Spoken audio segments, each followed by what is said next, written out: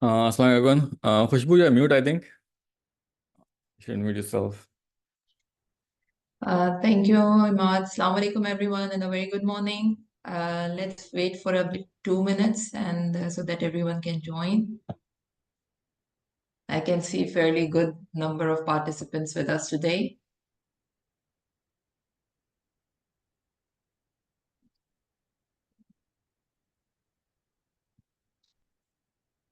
Okay, so welcome everyone. Thank you for joining our webinar series of IFRS. And today's topic is a bit more interesting, I believe, whereby we received a very huge number of registrations. And after receiving demand for this specific IFRS, we thought just, okay, let's give it a go. So as you know, IFRS 15 has been implemented since January 2018, and it replaced many other IFRSs which were related to the revenue recognition of different industries, different criteria. For example, construction, IS 11, then it also replaced IS 18, then few guidances, I believe. I remember customer loyalty program was there. They had a separate IFRIC. Then it was also replaced, and many others. So basically, it was a comprehensive. This specific IFRS is a comprehensive standard which needs to be followed for all the revenue recognitions for across various industries. We have been implementing it on various clients, and we have an experience of different industries, different scenarios that might come up. So we just thought to share those with you, giving you a bit background of the IFRS. And we are expecting one more special guest with us, Miss Barbora. She's be joining with, I think, in 30 minutes probably. Meanwhile, it's me and Imad, the old geeks of IFRS with you. And thank you again for joining. Without further ado, I would say let's start the webinar, Imad, and over to you. All right. Thank you, Khushboo, for this beautiful introduction. So let's carry it forward. We'll start by understanding the context of the webinar and of IFRS 15, and then we'll go into the 5-step model. And later, our guest, Barbora Choi, would come and explain the percentage of completion method and the context behind it. So as Khushboo said, IFRS 15 was effective from 1st January 2018, and it replaces mainly IS 18 and IS 11 construction contracts. And so the purpose of IFRS 15 was to bring consistency so that all the revenue recognition is under a single framework. There should be a logical, conceptual consistency in recognizing revenue across industries. So the benefit of IFRS 15 is that it provides a single principle-based revenue recognition model applicable to all the contracts with customers. Now we'll go into detail about what a contract with customer is, but the key idea here is that it should not be ad hoc. It should not be based on individually selected policies. It should be on a constant principle-based basis. What's the benefit? It improves comparability across companies and industries. So all the companies and all the industries should have similar, accounting treatment for revenue. And also, the key objective here is to recognize revenue to reflect the transfer of promised goods or services. Sometimes these can be really complex. There can be long-term service contracts, long-term construction contracts, and whether to recognize it over time or in a point in time, and how the control of all this, the performance obligations are transferred should be reflected in how the revenue is recognized.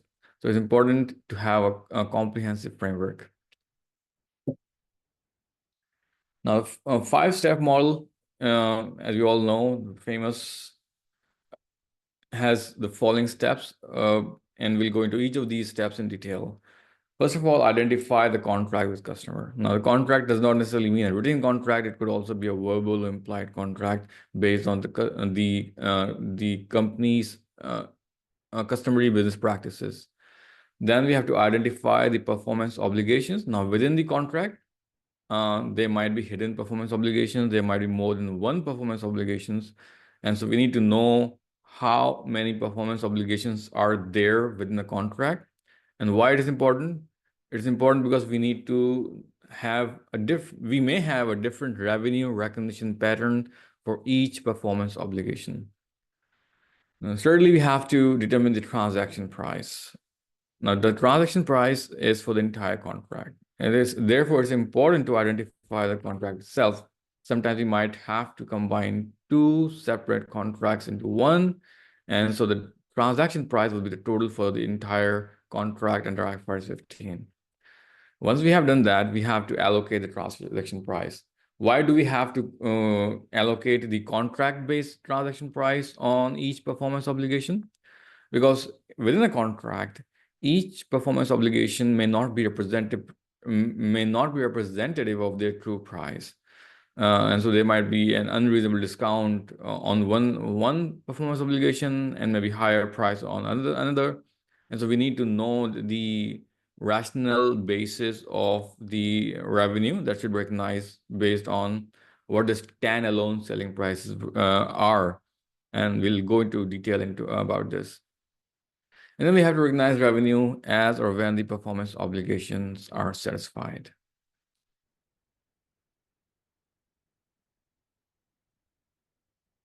All right, let's go a little deeper into step one. That's the structure of today's webinar. We'll go step by step into all the 5 steps. And in the end, we'll go into detail about percentage of completion method of how we can determine to what extent a particular performance obligation has been transferred and to what extent the revenue should be recognized. So identifying the contract with customers. What exactly is a contract? We said it's not necessarily a written contract, but a contract is an agreement between 2 or more parties that creates enforceable rights and obligations. It can be written, oral, or implied based on this entity's customary business practices. So good examples of contracts would be service agreements, sales orders, subscription plans. Anything that you sell, you have an understanding that you are going to sell it to someone, and there's a point in time when that understanding is established and the rights and obligations are established. So once those rights and obligations have been established, that's when the contract has been agreed and entered into.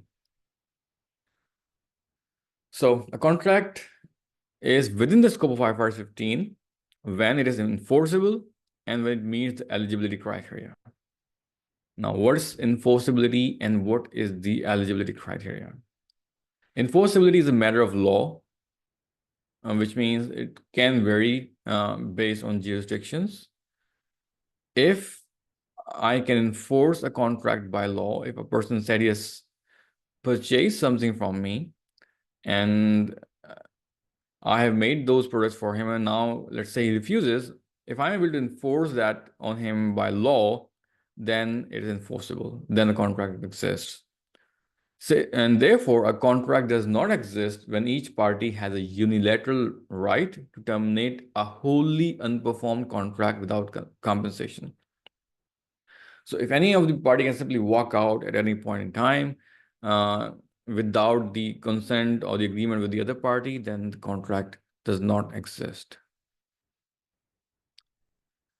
Now, what the criteria is for a contract to be within the scope of IFRS 15? It should be approved by all parties. There should be identifiable rights to goods or services, which means we should know exactly which good or services we have the right to. Payment terms are defined, so we know how much to pay and when to pay it, and probable that the entity will collect payment. So sale agreement between the company and the customer to provide software services for 1 year. So if it's a software as a service for 1 year, that sale agreement would comprise contract under IFRS 15. Why? Because both parties would have approved it. The rights and to goods and services are very clear. The right to use that software for 1 year. Payment terms are defined. Obviously, when a sale agreement it could be a monthly subscription, it could be a quarterly subscription, it could be advance payment. So any contract contains payment terms, and then probable that the entity will collect payment.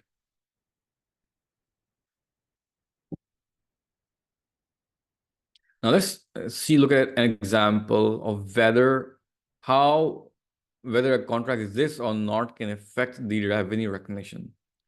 So let's say there's a shoe manufacturer S, and he holds products available to ship to customers before the end of its current fiscal year.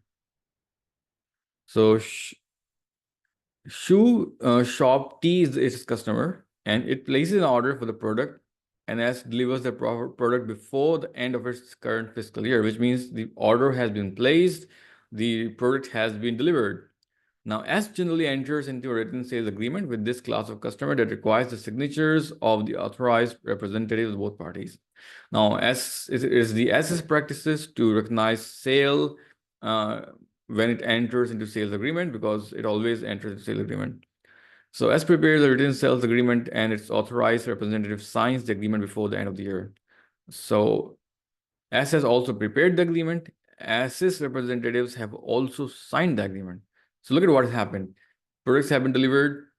The agreement has been prepared and signed by one party.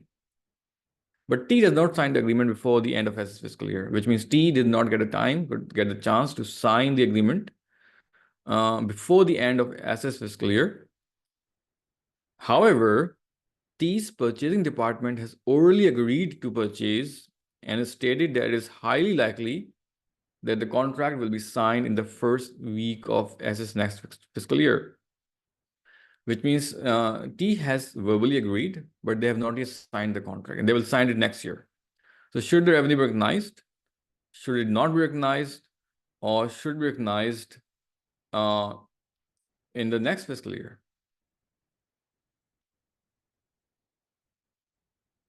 Any comments here? The goods have been delivered. The buyer has verbally agreed to buy the product. The seller has made the contract. The seller has made the contract and signed it as well, but the buyer has not yet signed the contract and will sign it next year. Okay, so the right answer would be it would recognize in the current fiscal year, because the contract does not need to be signed by both parties. It needs to be approved by both parties. And so because T has verbally agreed, the contract exists, and so the revenue should recognize in the same period. Because the goods have also been delivered. We'll see about whether it's the contract is to deliver something in point in time or over time, but in this example, it's point in time, and so therefore all the revenue should be recognized in the current fiscal year. Now, as we initially mentioned, there could be some scenarios where we need to combine the agreements. Why is that the case? First of all, have a look at when we do not have to combine the agreements. So are the contracts entered into or at or near the same time with the customer or related parties, or the related party of the same customer? So let's say I have an agreement with you and your related party, and maybe I deliver similar services.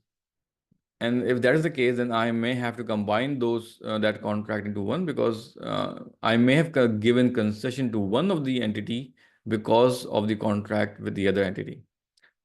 And therefore, it's important to understand whether the contract is with you or the related party or some other party not related to you. If that's some other party not related to you, then obviously the contract would not have to be combined.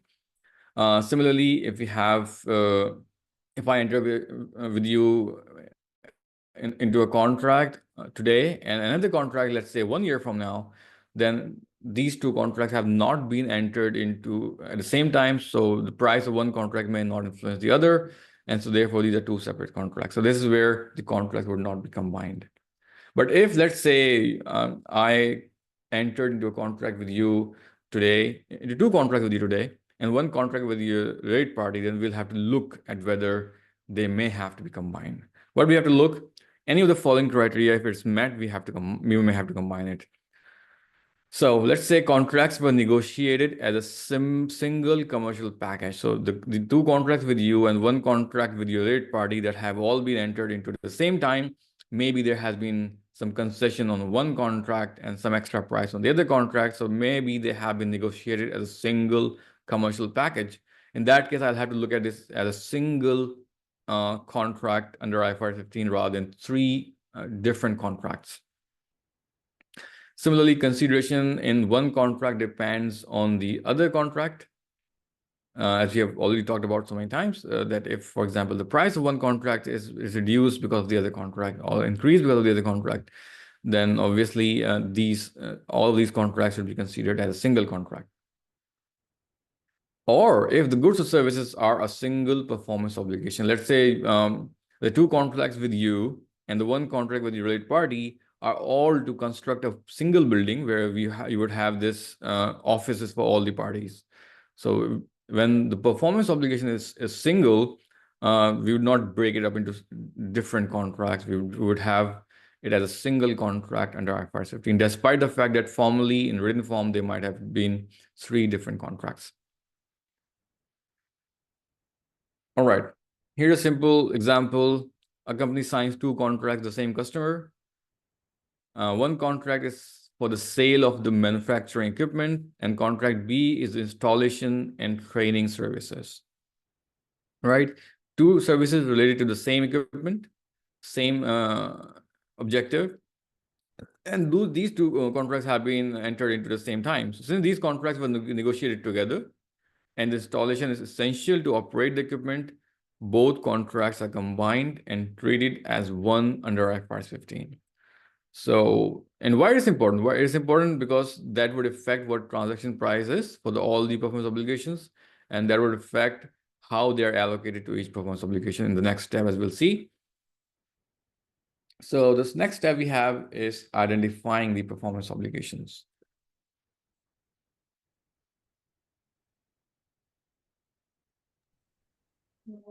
Just a second, Imad. I received an inquiry that someone cannot see the screen. Can everyone see the screen?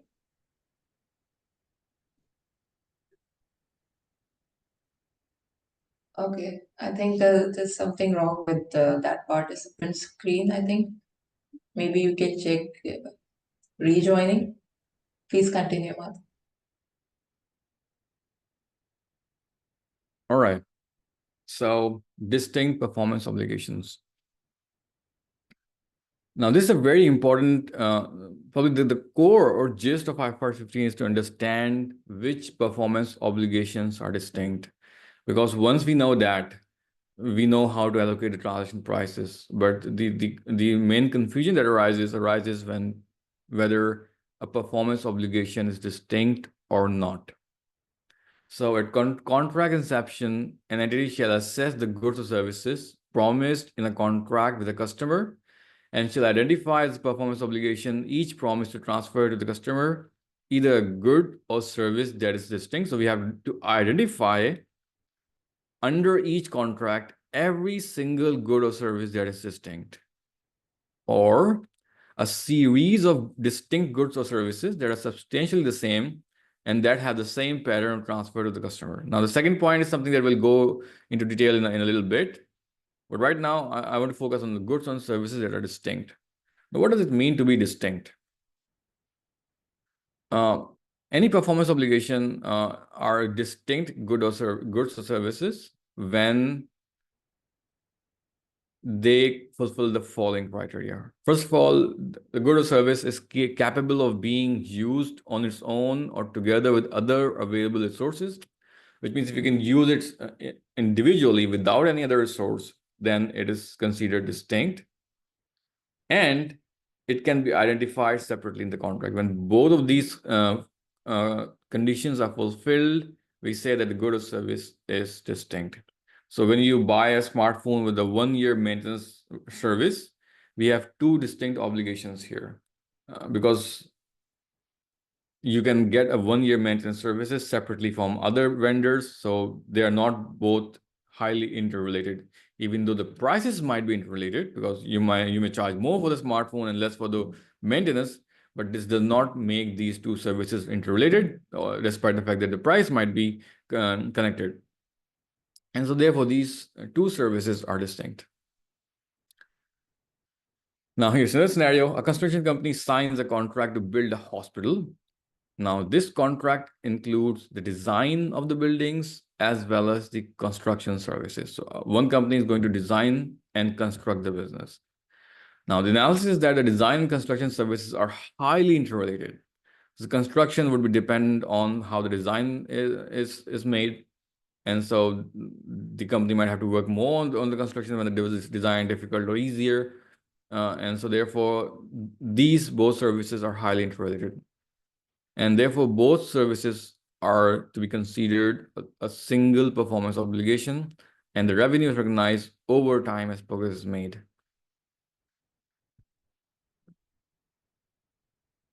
Here's another example, as we have already looked at a similar example. The sale of smartphone and a monthly service plan. A telecom company offered a smartphone with a 12-month service plan. Now, the phone provides a standalone value as the customer can use it with other networks. So a customer does not have to buy the smartphone and should not be able to use the smartphone with any other service. So if it is able to use the smartphone with other networks, then obviously these two are separate. The service plan is distinct ongoing service. So the service plan can be bought anywhere from outside, from any company of his choice. And therefore, these two are distinct performance obligations. So here are some examples, just for your clarity, some good examples of distinct and non-distinct performance obligations. So what are distinct performance obligations?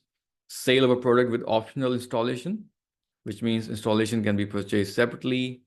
Software license with separately built technical support. Why are these distinct? Sale of a product with installation? Because installation is optional. You can get it installed by somewhere else. And so these two services are not interrelated. Software licenses with separately built technical support. So technical support can be separate, it can be bought from outside. It's not dependent on what the software does, and therefore it's a distinct performance obligation. But here are examples of non-distinct performance obligations. Construction contracts with design services. As we said, design and construction are highly interrelated inherently by their nature. Similarly, custom-built equipment with necessary installation services. So if some equipment has been built specifically for you, and no one else can install that equipment because they do not know how it has been designed and how you have to use it. And so it's not a service that is freely available in the market, and therefore installation service is based or dependent on related to how the equipment has been built, and therefore these are a single performance obligation.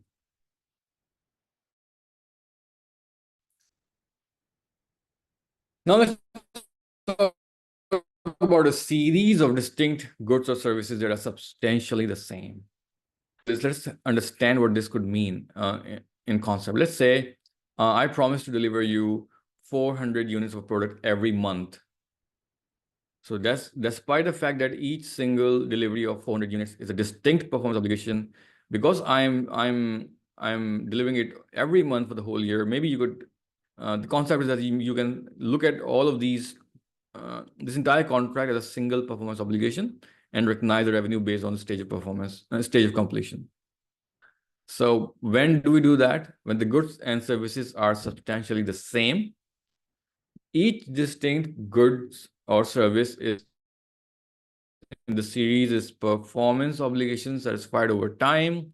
So it could not be performance obligation satisfied at a point in time. For example, if I'm providing repair maintenance, the same method would be used to measure progress towards satisfaction of each distinct good or services. The same method would be used, and a single performance obligation would be considered for if all of these conditions are met. Here is a good example. And this is example for a repair of car. A car maker M enters into a 10-year maintenance contract with customer C. So this is a 10-year contract. Now, M provides C with an integrated service of maintenance and related activities for equipment that M sold to C. So basically, M sold certain equipment to C related to a car, and it is providing 10-year maintenance services. Now, C pays M based on the equipment hours used during the contract period. So when the payment is based on how many hours that equipment has been used, and it is irrespective of whether M performs the maintenance or not, right? So if, let's say, for 2 years, there's no maintenance, the company C would still pay M based on the hours of usage of those equipment. Now, whether this is a distinct performance obligation or this is a continuous performance obligation provided over time. So M conclude that is providing a standard service to C because the nature of the promise is to deliver an unknown quantity of the underlying activities as an integrated service when and as needed by C for 10 years. Now, M concludes that each day of service is distinct. Now, C, despite the fact that the service has been agreed for 10 years, the conclusion is that for each single year, the service is distinct, or maybe for each single hour, the service is distinct because C can continually benefit from the equipment covered by the contract. And so each day is separately identifiable.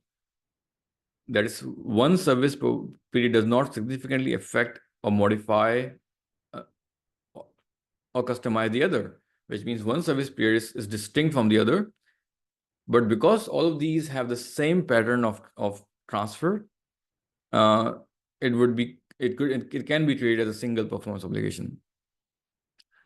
And here's the analysis. M applies a series guidance, which we just talked about, and concludes that this contract with C is a single performance obligation to provide 10 years of maintenance because revenue will be recognized over time as C consumes the benefit of services as it's provided, and the same measure of progress would be applied for each distinct increment because the promise is the same for each increment. So the promise is to cover the maintenance requirements for each single day. All of these single day promises may be thought of as distinct performance obligations, but because they have a same pattern of transfer and the same measurement for completion of the transfer, therefore they would now be considered as a single performance obligation and would recognize over time. Now let's talk about identifying the transaction price. Now, transaction price is the amount the entity expects to receive for transferring the goods or services. So there might be several complications in identifying or pinpointing the exact transaction price. There could be variable consideration, for example, bonuses, discounts, rebates, etc. Now there could be hidden financing component. So you might be receiving services from me and paying me later, maybe 1 year, 2 years, 3 years. And so that component may have to be taken account for. And then there could be a non-cash consideration. So we have to look at how to value the sales of a non-cash consideration.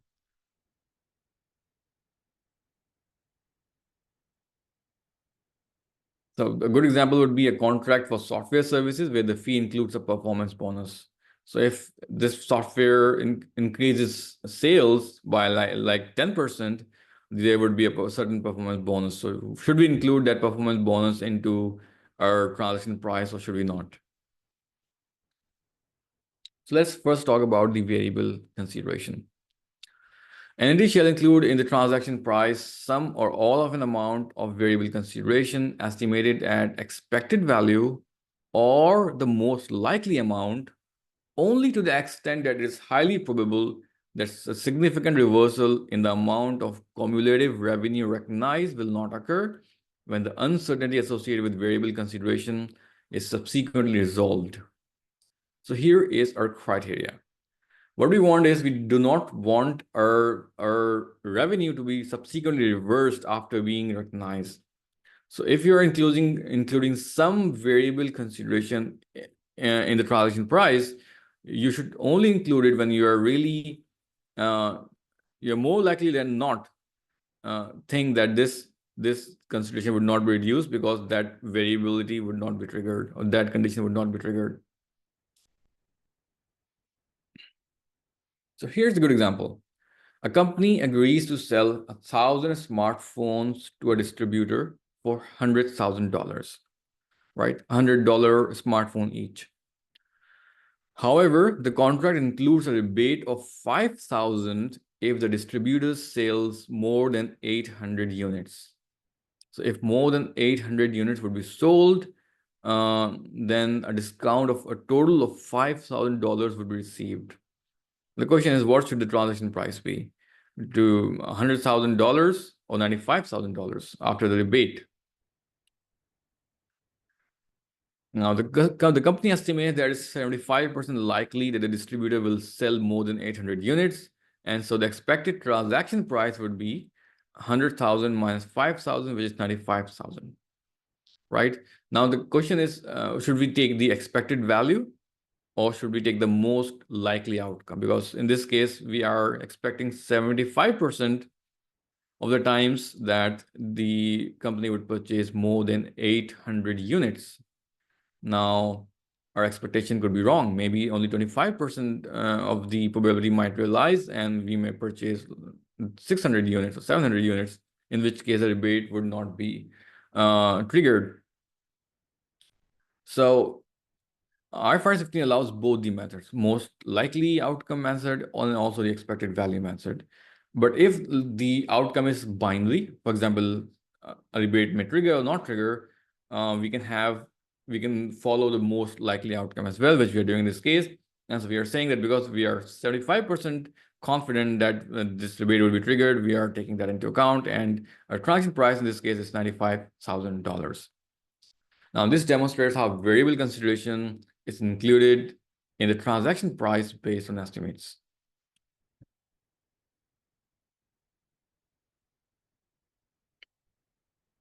Now, let's look at the significant financing component, because people often think that a sale is a sale, irrespective of when the payment is made. But IFRS 15 makes sure that any interest component is separated from the value of sale itself.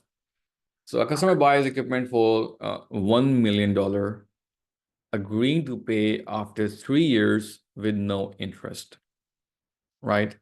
So there, an equipment has been sold for $1 million, and the payment have to be made after 3 years, not today. So how much should I recognize in my revenue today? So IFRS 15 requires recognizing the time value of money if the payment is deferred for a significant period, right? So the entity calculates the present value of the future payment using a discount rate, for example, 5%. So let's say the discount rate is 5%. What would the present value be for the next 3 years? So when we discount 1 million by 5% for 3 years, we have the present value of 863,838. And so this is the amount we recognize in revenue. And any difference is recognized as interest income over 3 years. So every year it would be compounded on the balance. So every year we would have 5% interest charge on the balance. And so that would be the interest income and not the revenue. Now let's look at non-cash consideration. How do we account for the non-cash consideration? A software vendor provides licenses to customers in exchange for shares in the customer's company. What happens then? Now, we do not have cash to understand what the value of this service would be, what the value of this software license would be. Now, the transaction price in this case measured at fair value of the shares received. Remember, it's always on the basis of the consideration received and not on the basis of the value of your product that you sell in the market. If the fair value cannot be reliably measured, only then the fair value of the software license shall be used. And this is a general principle in IFRS. We should try to measure things at the fair value of the goods we receive rather than the goods we give up. But if that's not reliably measurable, then we have to recognize the transaction based on the fair value of the goods given up. Now here's a combined example for understanding or determining the transaction price, taking into account any rebates or any financing component.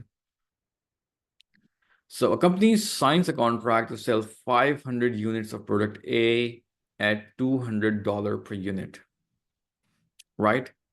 Now it offers the following incentives. Rebates are $5 per unit if the customer buys more than 400 units. It can be estimated with 90% confidence that the customer would buy 500 units, right? The price is $200, but there would be a $5 discount if more than 400 units are sold, and we are confident that we will sell more than 400 units. The deferred payment is after 2 years, and there's no interest being charged, so we have to look at the financing component. So here's the solution.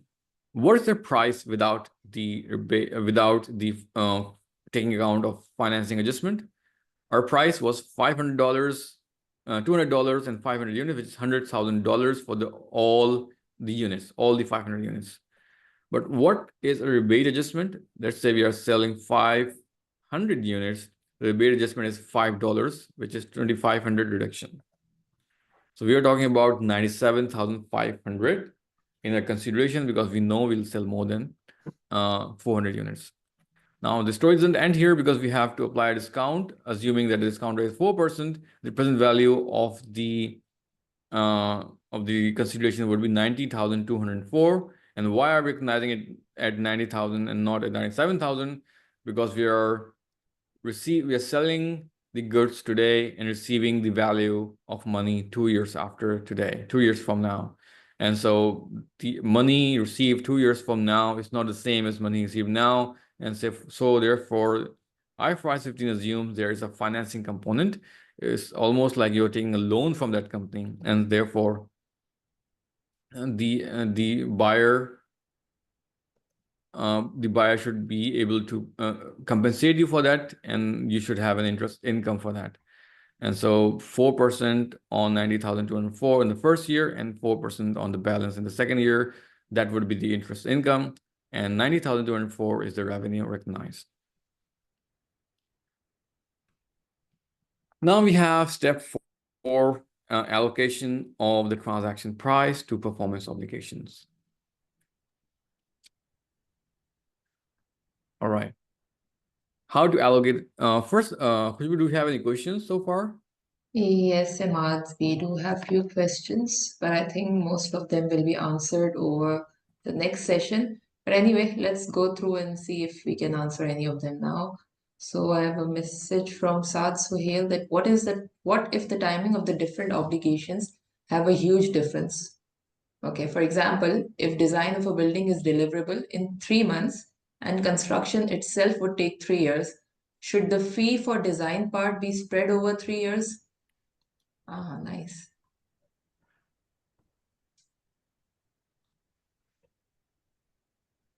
Imad? Yeah, so basically when we are considering it as a single performance obligation, we are assuming the same pattern of recognition over time. So we're not saying that design will be done first and construction will be later, although it's how it is done. But because they are highly interrelated, maybe the design might also include the interior design, right? Design, although that is a separate topic in itself, but maybe when we are doing construction, we might have more aspects that need to be considered about designing. So it should be seen as an integrated process and not as one process done before the other, if we are taking it as a single performance obligation. Okay, I hope Saad you got your answer. If anything else, you can text us separately. I have a message from Faisal Naeem. Hi, Faisal. Okay, it's continuing the same example. He's asking that is it also possible to take the design to another civil contractor and the design would still have the value standalone? Yep. Okay. It's possible to have to identify or define a contract in a way the design and construction can be two separate performance obligations.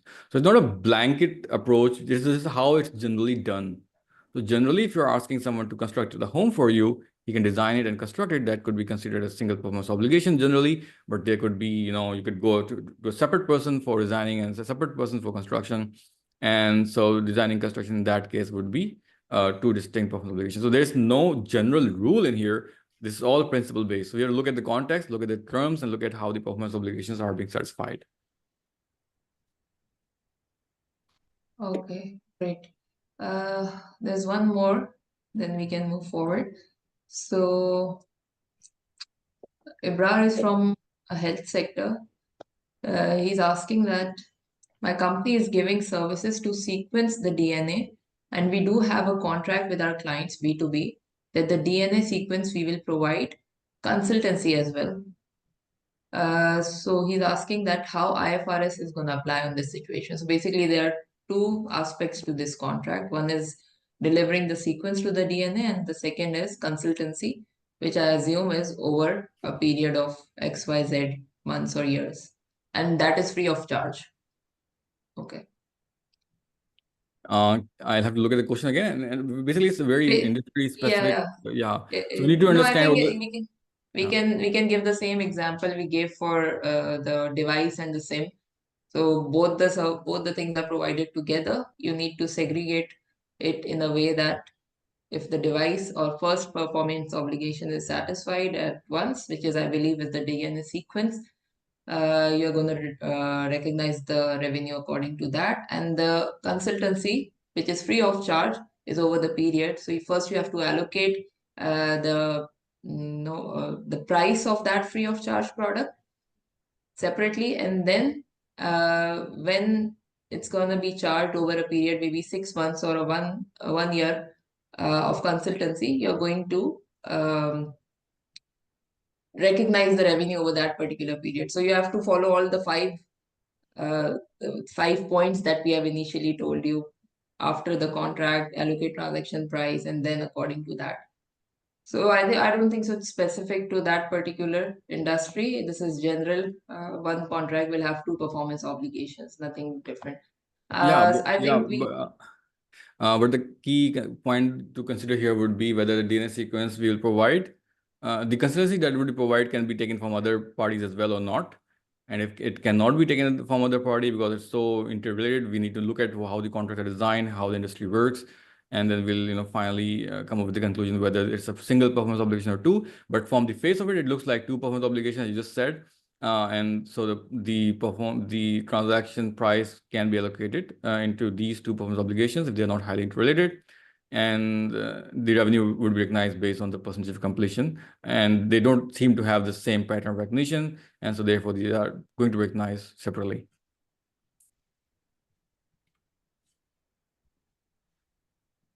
Okay, I think we'll take more questions later on. We have our guest, Barbora. Hi, Barbora. Can you hear us? Hi. Can you hear me? Yes, we Yes, can. clearly. Welcome to our webinar, Barbora. Would you please turn on your camera? Hi. Hi. So good to see you. I'm happy to see you. I wouldn't be able to apply the background. I apologize for that because it was a little bit in a hurry for me today. I'm a European Swiss time, but I'm very happy to take part in this webinar. I'm going to explain you the part of revenue recognition, which is the percentage of completion method. It can be applicable to some business models that you are actually selling already. So I would like to take control of my parts, if it is possible. Barbara, I think we need to look at first the step 4, and then we'll go into step 5, right? Okay, so you are now continuing, and then my part is going to come. Yes, okay. yes, indeed. Thank you. Great. Yes, Mark, please continue.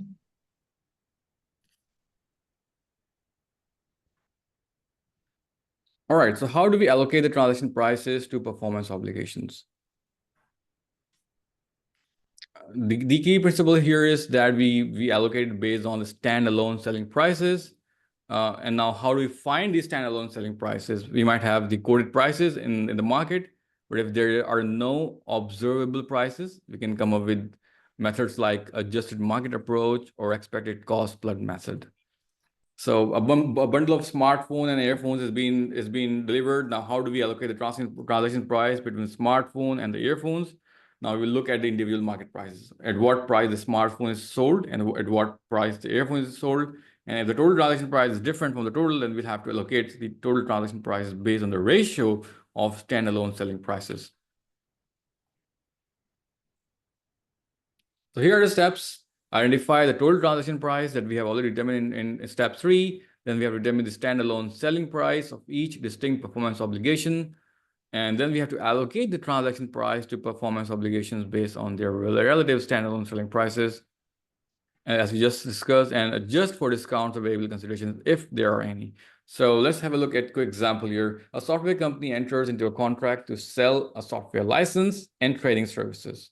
So we have $1,000 standalone selling price for the software license and a $500 trading services price. And these are both standalone selling prices, nothing to do with the contract. But the total contract price that we have entered into is $13 for both the services because there is a bundle discount here. So how do we account for this? So first of all, we look at the ratio of the standalone selling price of each performance obligation to the total price, that is 1,500, which is, if you look at the software license, 1,000 over 1,500 would be a certain percentage, 66.66%. And that is multiplied by our transaction price, which is 1,300, which means that our 1,300 is essentially being allocated based on the standalone selling prices. Therefore, the software license price for our contract is $867, and the trading price in the contract is $433. And that's how we come up with the standalone, with the transaction price allocation based on standalone selling prices. Now we have finally reached the last and the final step 5. We have to now recognize the revenue. Just for the recap, let us see what we have done so far. First of all, we have gone to step 1 and we have identified the contract. We have seen whether it's a single contract or there are multiple contracts. Based on our identification of the contract, we have figured out the total transaction price. Now, the total transaction price may have some complications such as variable consideration, discounting, financing component, and all of that has to be taken into account. Once we have come up with the total transaction price, then we have to come up with the distinct performance obligation, identify the performance obligations to which the transaction price would be allocated. So once we identify the performance obligations, we know whether we have, how many performance obligations do we have, and whether we have to recognize them on time or over time. And then we have to allocate the transaction price to each performance obligation. Now, finally, we have to see what to do about the timing of recognition. So we have to recognize revenue either over time or at a point in time. What does it mean? Over time is when the customer receives benefits and consumes them simultaneously. So if you're teaching someone, the customer is receiving the teaching and consuming the benefits simultaneously, right? Similarly, if you are providing some maintenance services, the person is receiving the maintenance service and consuming it simultaneously. But if you're providing a good, let's say a smartphone, control transfers at a specific moment in time. This is almost applicable on all the sale of goods. So the subscription revenue is recognized monthly, product revenue upon delivery, right? So if there's a subscription or a maintenance services, it's recognized over time based on the stage of completion, and the product is recognized upon delivery depending on the control itself. So for example, if there's a construction contract and the buyer owns the land itself, then we would have to see it as an overtime recognition rather than point in time, because any construction that has been done, the control has been transferred at that particular point in time. But if we are constructing it on our own land and then selling the product, then in that case, it would be transferred at a point in time. Now, where's control really? Yep. Imad, again, I think few people are having trouble to see the screen. They can only see you. So is it okay? Can someone confirm that they can see the presentation as well?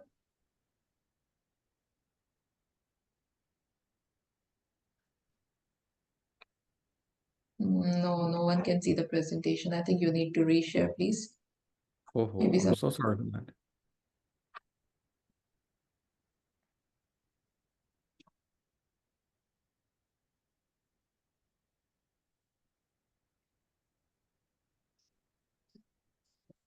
All right. Can everyone see the screen now? Yes. Okay, great. Thank you, everyone. All right. Thank you. Okay, let's continue. Yes, please. I'm hoping we haven't missed much during this phase where it wasn't visible. I think there was only one example. Maybe we can go through at the end. All right. So now this entire concept has to do, this entire overtime recognition or point in time recognition has to do with when the control has been transferred. So we need to look at what is control. Control is the ability to direct the use of and obtain benefits from the good or service. So the indicators of transfers of control are, for example, the customer has a legal title, the customer has the possession, the customer accepts the goods or services, and the entity has a right to payment. All of these are indicators of transfers of control, and if 2 or 3 are there, it's almost certain that the control has been transferred.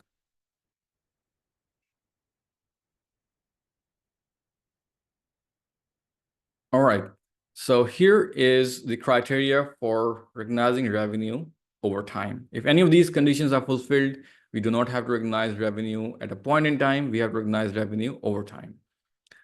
First of all, as we have discussed already, customer simultaneously receives and consumes the benefits as the entity performs. For example, any services, cleaning services, teaching services, maintenance services. And the second is creation or enhancement of an asset controlled by the customer. For example, building a customized software system for a client on their platform, or as I just mentioned, the construction of a building on a land that is controlled by the customer.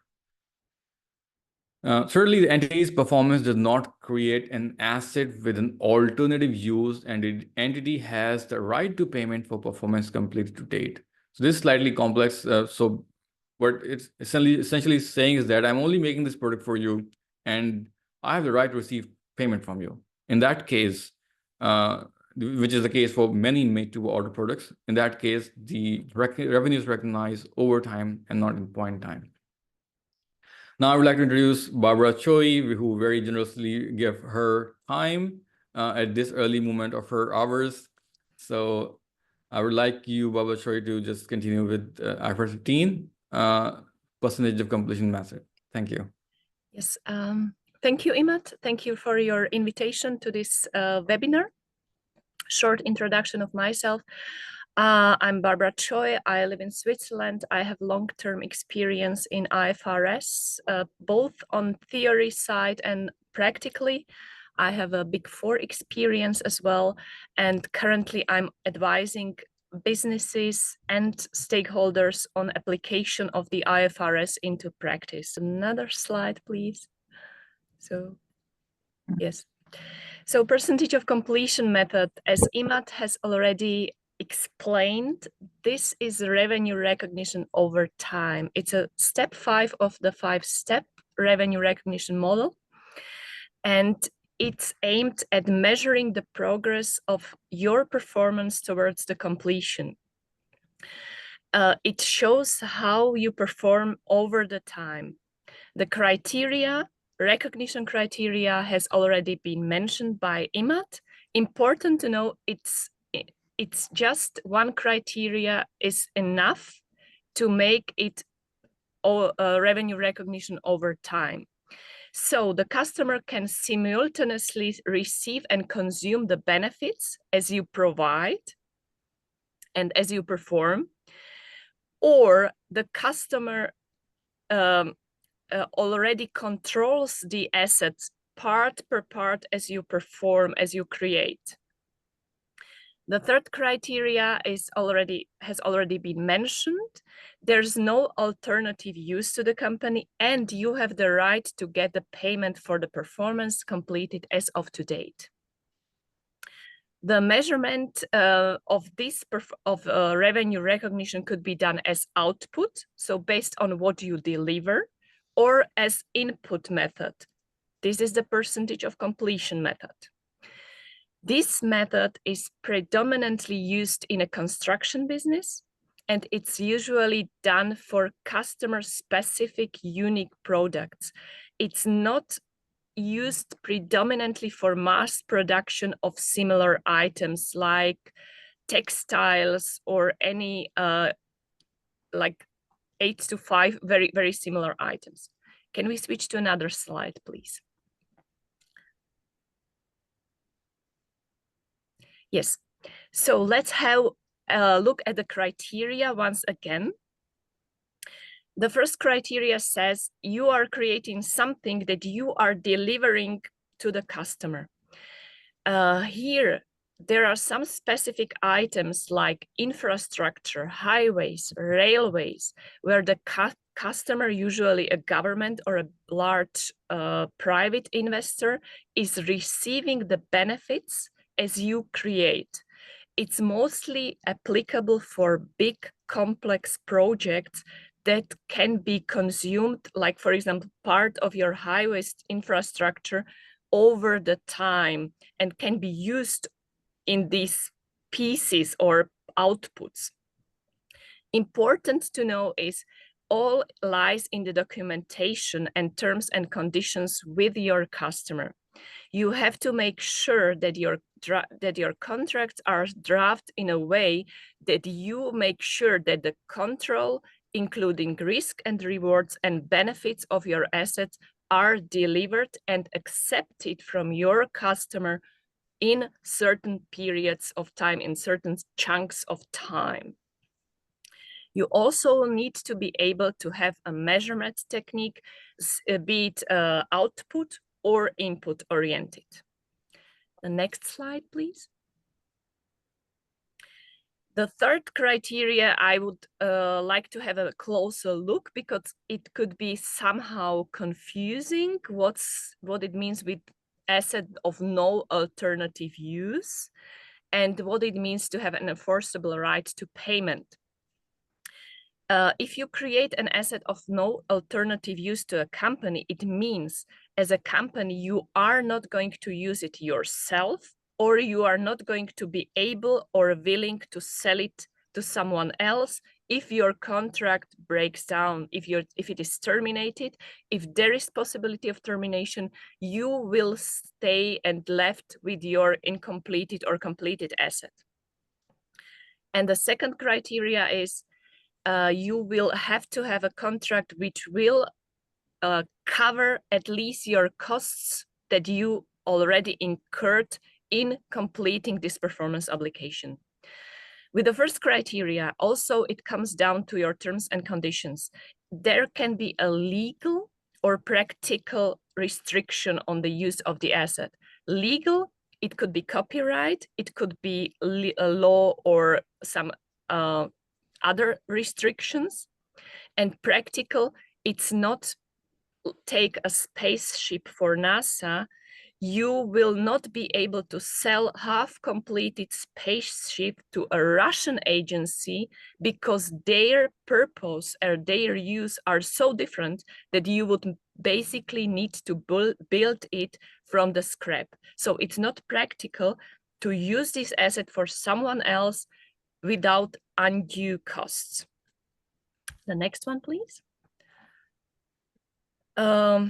This is already what I mentioned. The restriction must be substantive, so it means it must be a high hurdle or high amount of costs, which will prevent you from selling or completing it for someone else. The second one I also explained, it's all about legal terms and conditions. The next one, please. As I already mentioned, oh, the slide went a little bit differently. So I will just have a look at the picture. But what I wanted to say is you have two options to measure your progress. You can use output or input methods. Input method, I will explain, is a percentage of completion. Output method is usually used for some special outputs where you can measure your progress, where you can show that I delivered this design of some architectural project. It's used in a consulting industry. It can be used for success or performance related fees, where you are able to demonstrate that you completed output and you are able to measure it. So in this example, you are able to say this design for this architectural project is valued this and this amount of money. It also used for units produced and delivered. A good example is there's cocoa beans. If you sell cocoa or some other commodity, you are still having a framework contract, but you will not be able to say how much you are able to deliver because you are not able to predict how much your harvest will bring. So you are delivering your output as you harvest, and you value your output based on the price the market is actually offering. So here you have the measurement, which is the main issue with the output method. You need to be able to show how much the chunks of output are valued at certain periods of time. The next one, please.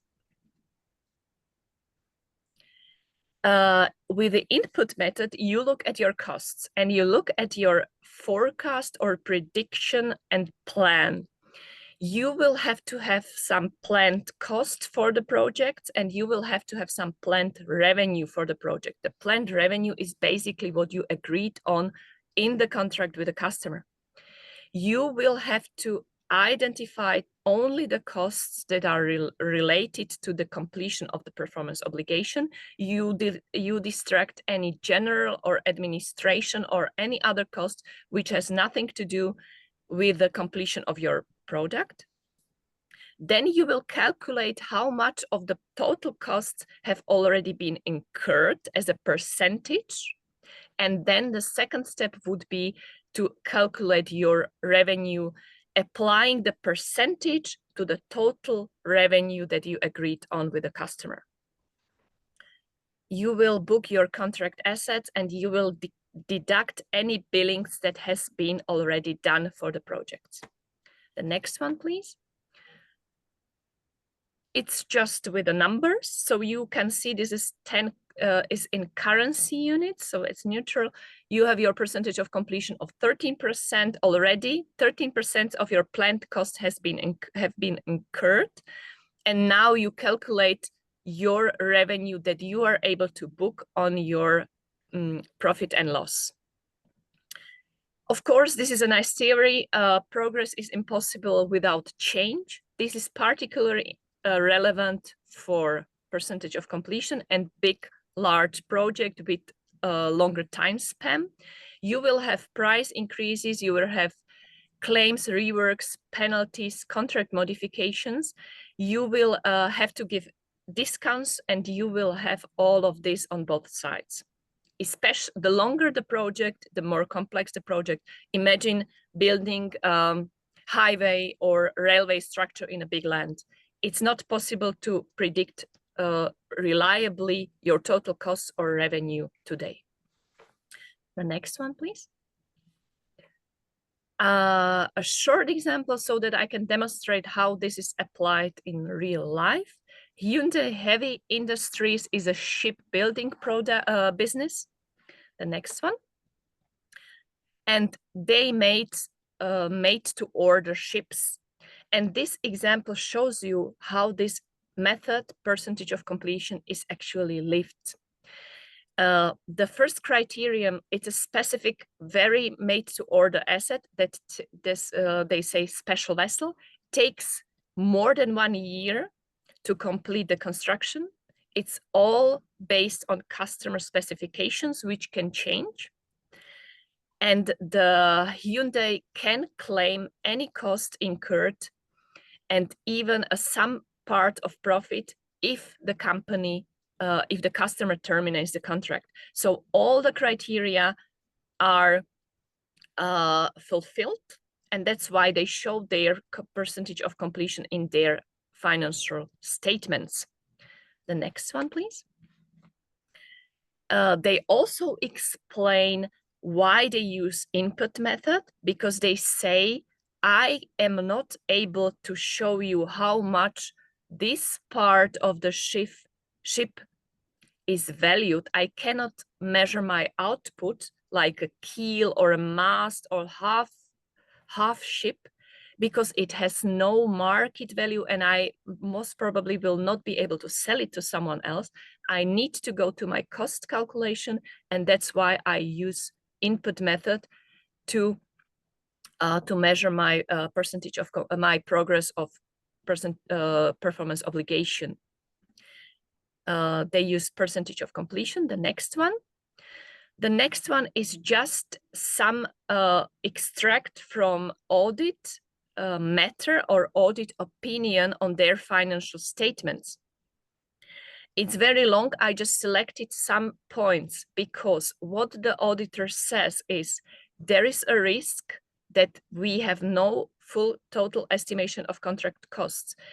We have foreign currency risk fluctuations. We have change in contracts costs.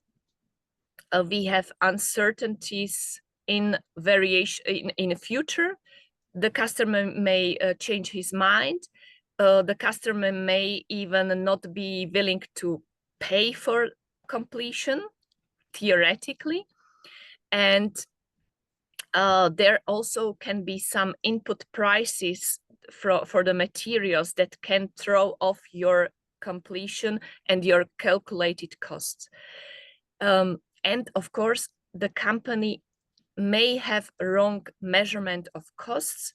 There can be some inefficiencies included in progress relevant costs. So it means if they rework some stuff, they should not use these costs in the calculation. They should not recognize these costs as progress relevant costs.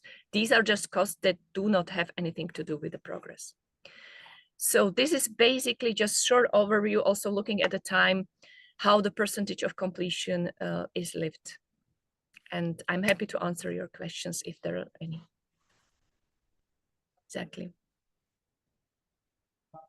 This is just a backup to see if there are any changes, how you adjust your bookings progressively. It's important to say it's progressive adjustment as it is with a change of accounting estimate under IFRS.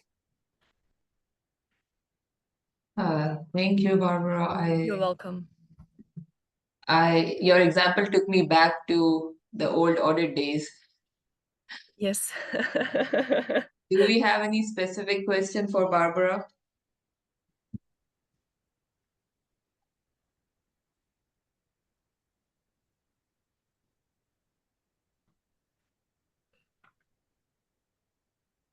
I don't see any, I guess. So maybe we can just shift to our old questions that we can take together. Okay, so let me go back to the entire chat. Okay, so we have a question from an anonymous attendee that if there's a contract with a customer which has been expired, but based on the verbal discussion between both parties, the contract is continued, which is implied, and the work is partially being performed by the supplier. Later on, after some time, the contract is not confirmed by the customer. Now, in that case, what about the partial work performed based on implied contract? Will it be expensed out or what's going to happen? So it's a very, very generic example that usually happens in some of the contracts. Any one of you would like to take it?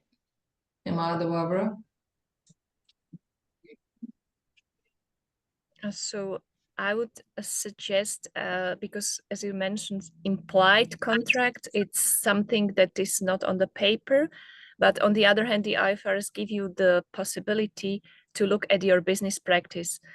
So if there is a delivery of some performance obligation and the customer has accepted it, and you can prove that you will collect the consideration for this partial performance of your obligation, you have kind of contract based on a business practice, especially if you have some history with this customer.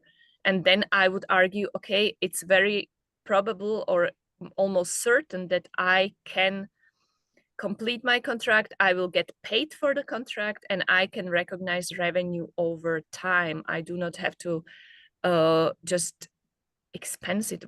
I don't know what's meant by expense it actually, because I would argue you can recognize revenue as you perform. And the receivable should be maybe later on taken through legal matters, I believe.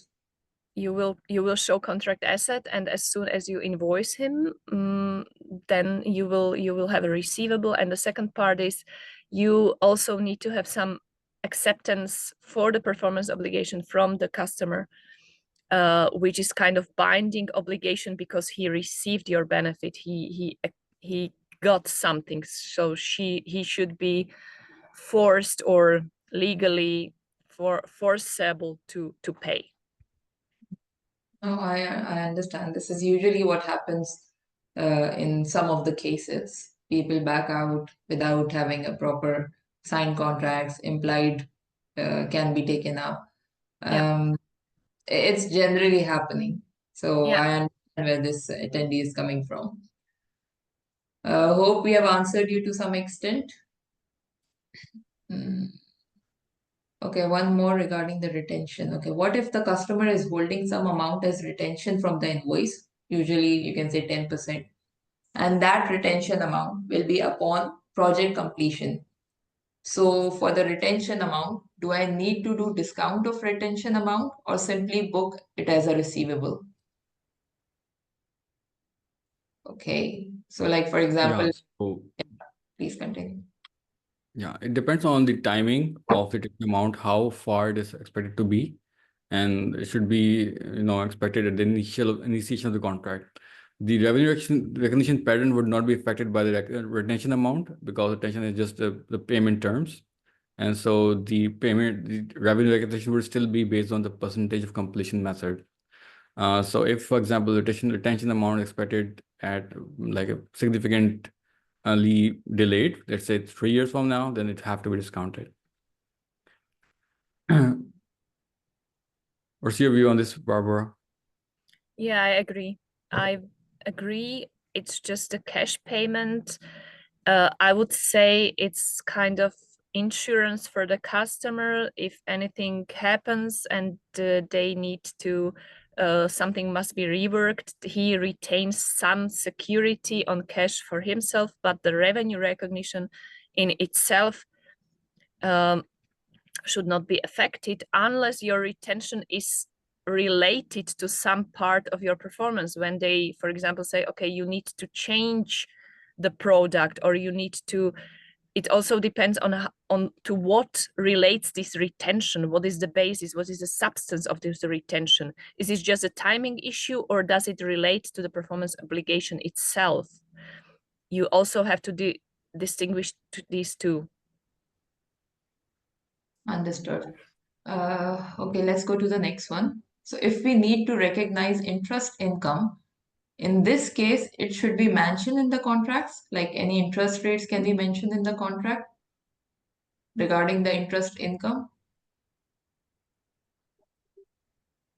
So even if those interest rates are mentioned, we would not have to go to those interest rates.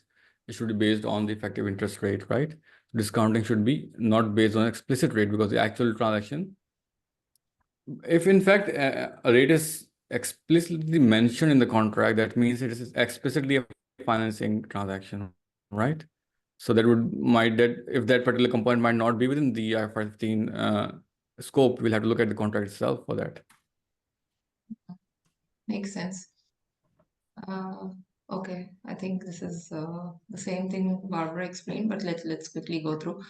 So best approach, cost method, revenue method, or percentage of completion method.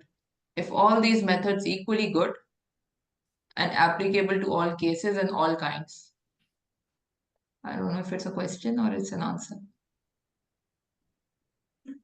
So anyway, I think we have already taken into account the input method with an example. Anything you would I think he wants to ask about the applicability of method. I think Barbora has already explained it in great detail why certain methods is applicable in certain contexts.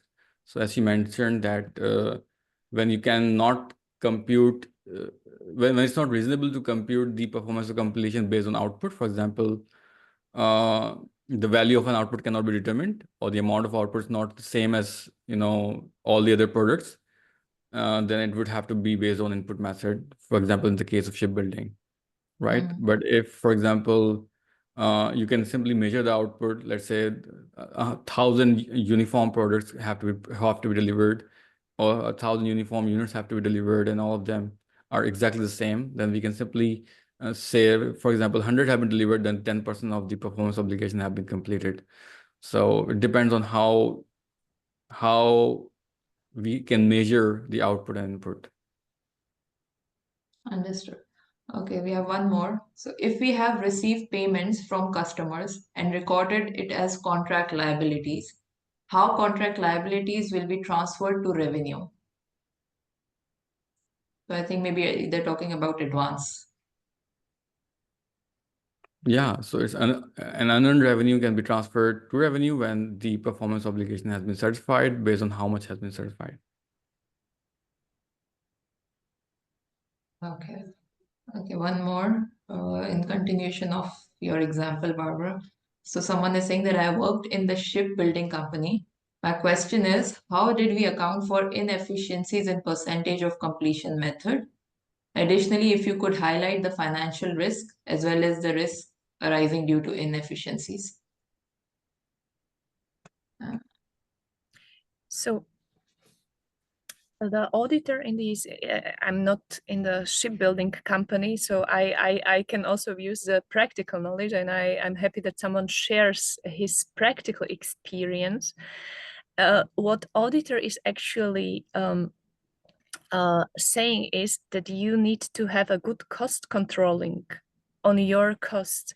So you need to be very disciplined, and you need to have a process and a system in place that will show which costs are going to fly or flow into the ship and which costs are not.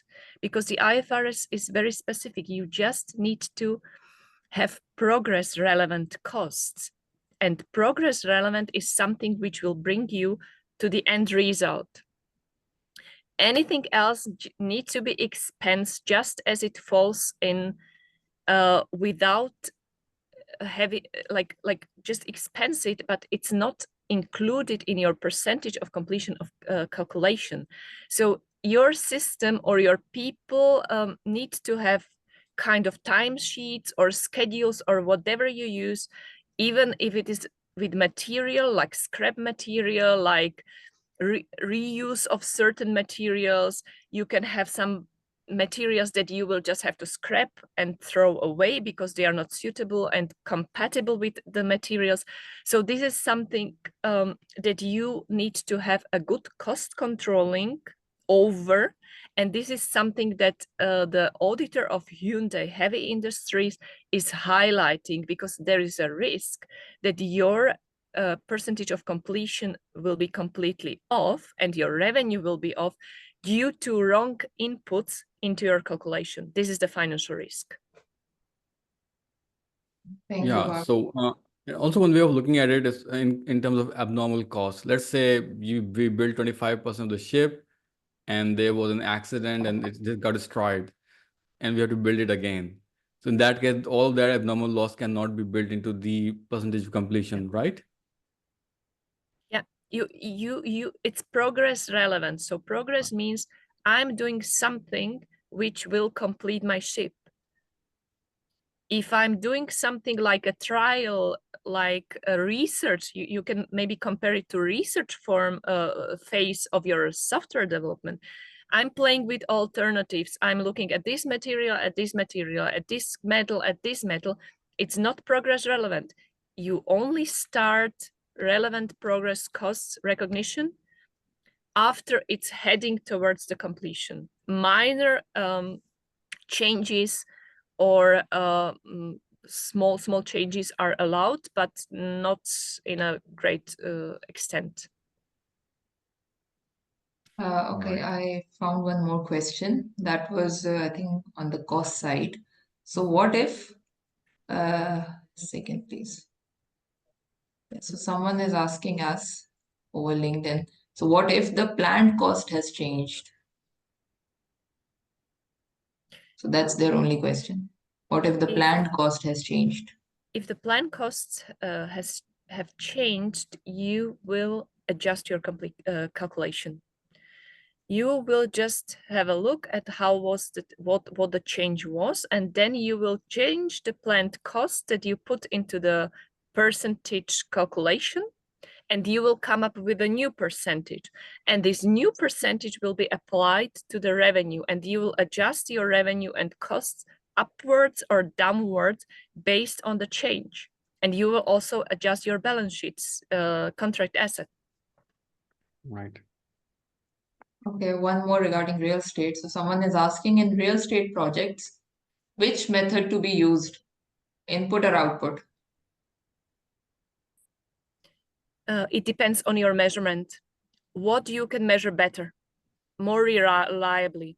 I would argue in a real estate, are you able to measure the value of the bare walls that you constructed? What is the value of that? If you are able to measure it reliably, and if you can persuade your auditor that this is the value, you can go for it. The IFRS 15 also gives you a practical expedient. If you have progress billings, with output method, you can recognize revenue as you bill. So for example, if you bill your customer on bare walls, if you bill them on concrete, on windows, this is the output measurement, and you have your invoices, and this is something that you can use. Agreed. Okay, so one more. I think we have only 4 minutes left. So let's take as many as we could. So, okay, thank you for the valuable session. Thanks, Osama. I have a client in construction industry where they are providing a mobilization amount by the contractor to initiate the process. Will this form a part of revenue or as a cost? So I think that they are saying the contractor has given them, they are providing. Okay, maybe this is, okay. I assume that they are saying that when in this construction industry, they are giving an advance to the contractor. Okay, will this form as a revenue or cost? Sorry, Osama, it's quite unclear, but I assume that you're saying that as a construction company, you are giving an advance to the contractor to start the construction on your behalf. So it has to be a cost element, cannot be a revenue element, I assume. If you can just let us know what exactly is your question, because I think we all are quite unclear. Okay, Saad is appreciating our efforts. Thank you, Saad. Okay, so someone is saying, but for abnormal events, actually he's recommending there should be a contingency provision in the budget. Nice.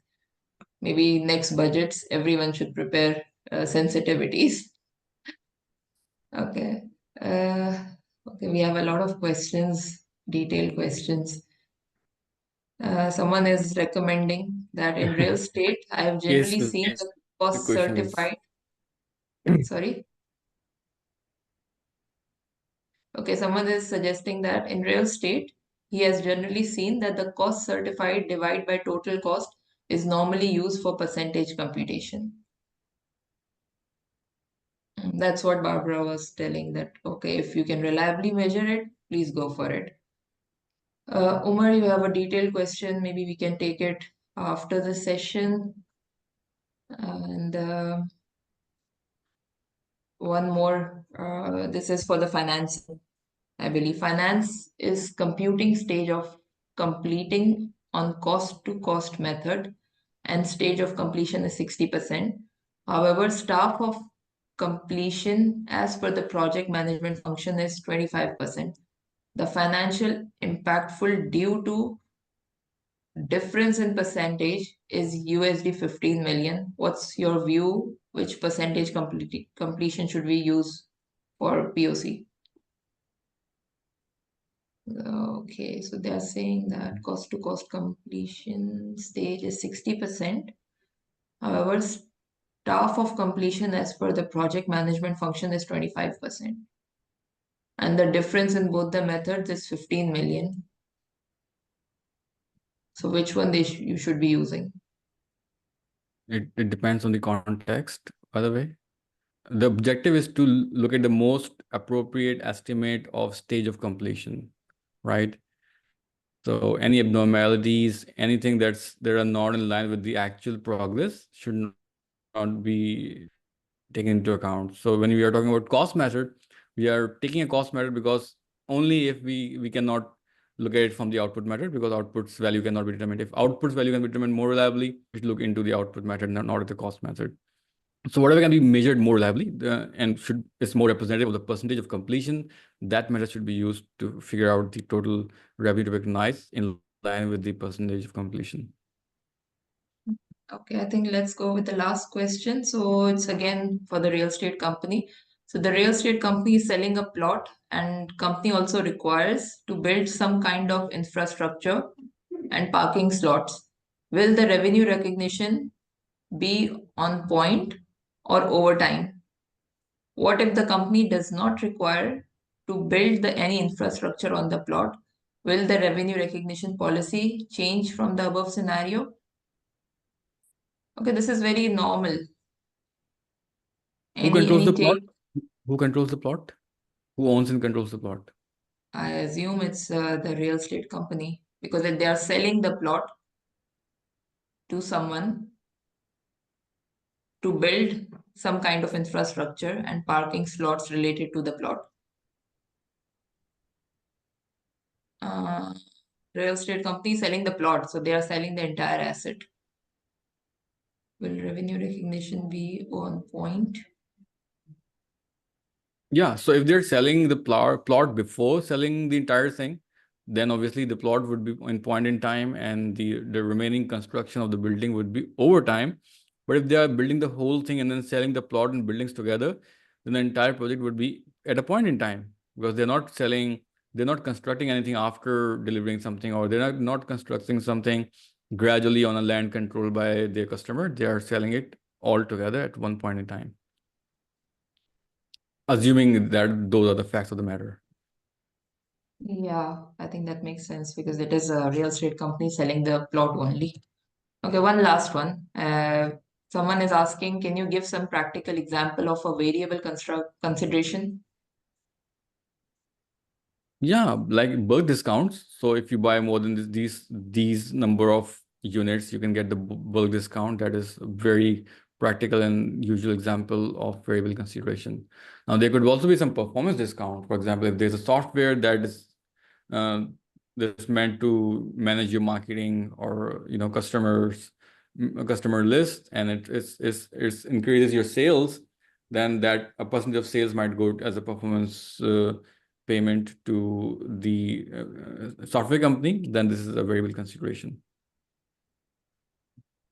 Great. I think we still have few questions. So participants, would you please send us through email on advisor@athGADLANG.com. That will be very helpful because I think we are already over time, and I understand the questions can never end because this topic is very interesting and it comes with many challenges for different industries.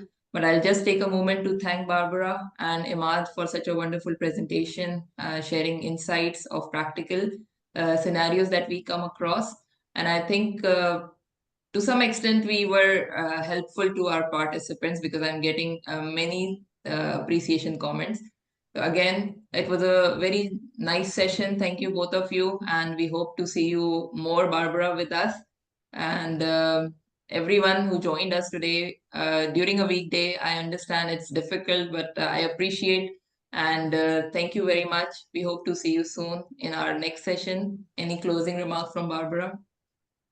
Thank you for the invitation. It was a pleasure to take part on the webinar. Thank you, Barbora. Thank you. Imad, would you like to say something? There are so many fans of yours.